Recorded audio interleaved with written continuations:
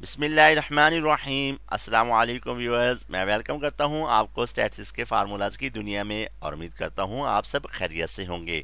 Viewers, आज जो हम फार्मूला डिस्कस करने जा रहे हैं वो मीन, वेरिएंस और स्टैंडर्ड डेविएशन, किसका? प्रोबेबिलिटी डिस्ट्रीब्यूशन का। तो चलते हैं, सबसे पहले कुछ इंपॉर्टेंट टर्म्स क्लियर करते हैं। प्रोबेबिलिटी डिस्ट्रीब्यूशन क्या होती है? A tabular form in which one column consists of values of random variable। Viewers याद रखिएगा, प्रोबेबिलिटी डिस्ट्रीब्यूशन एक टेबुलर फॉर्म होती है जिसके अंदर एक कॉलम के अंदर रैंडम वेरिएबल की वैल्यूज दी होती हैं and other column consist of corresponding probabilities, और दूसरे कॉलम में उनकी प्रोबेबिलिटीज दी होती हैं।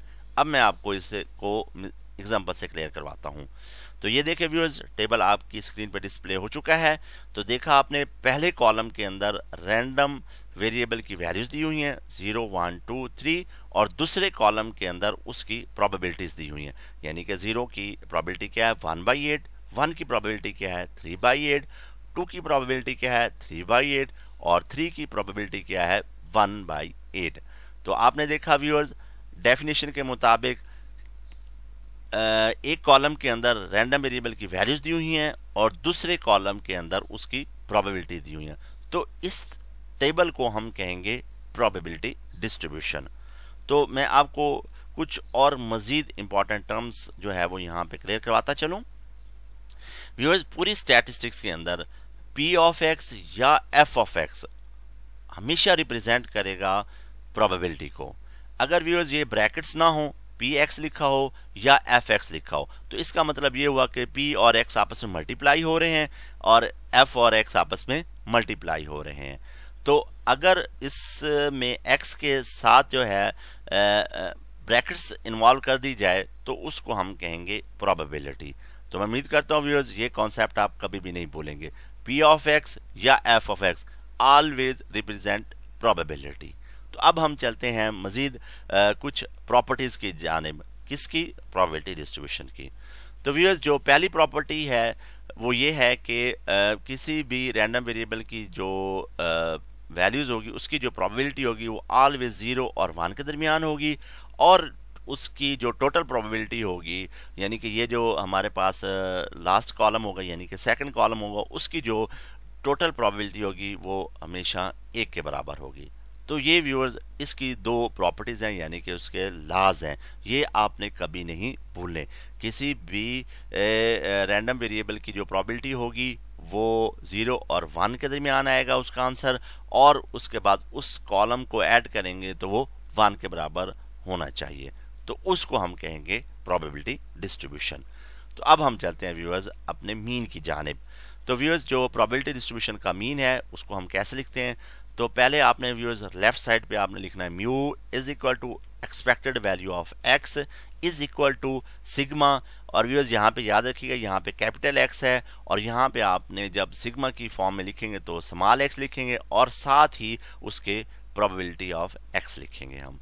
तो ये था व्यूअर्स आपके पास मीन का फार्मूला। मैं दोबारा रिपीट कर रहा हूँ, mu is equal to expected value of X is equal to sigma X P of X.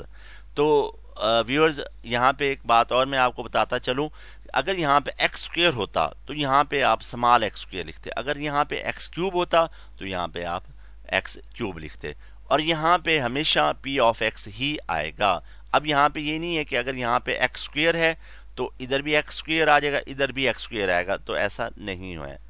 तो आपने ये याद रखना है कि आपने इधर पी ऑफ एक्स ही लिखना है। तो अब हम चलते हैं व्यूअर्स नेक्स्ट वेरिएंस की जानिब।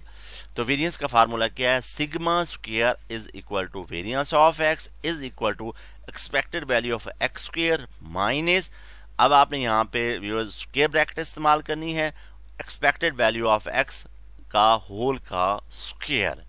तो ये व्यूअर्स आप यहाँ पे ये एक और जो है कॉन्सेप्ट क्लियर करते जाएं कि यहाँ पे जब हम एक्स के ऊपर स्क्वायर डालेंगे, लेकिन जब अगली टर्म लिखेंगे तो उसके ऊपर हम होल के ऊपर स्क्वायर डालेंगे। अब हम इसको मज़ीद खोल के लिखते हैं। सिग्मा, जैसा मैंने आपको पहले बता चुका हूँ कि अगर एक्स स्क्वायर होता तो यहाँ पे हम स्मॉल एक्स स्क्वायर और इधर पी ऑफ एक्स आएगा। इसी तरह माइनस, ये आप एक्सपेक्टेड वैल्यू ऑफ एक्स को आप खोल के लिखेंगे sigma X P of X whole का स्क्वायर, ये मीन के बराबर है। यहाँ पे आप म्यू भी लिख सकते हैं। तो व्यूअर्स, ये था वेरिएंस का फार्मूला और स्टैंडर्ड डेविएशन का फार्मूला। तो आपको आता ही होगा कि आपने वेरिएंस का पॉजिटिव स्क्वायर रूट ले लेना है।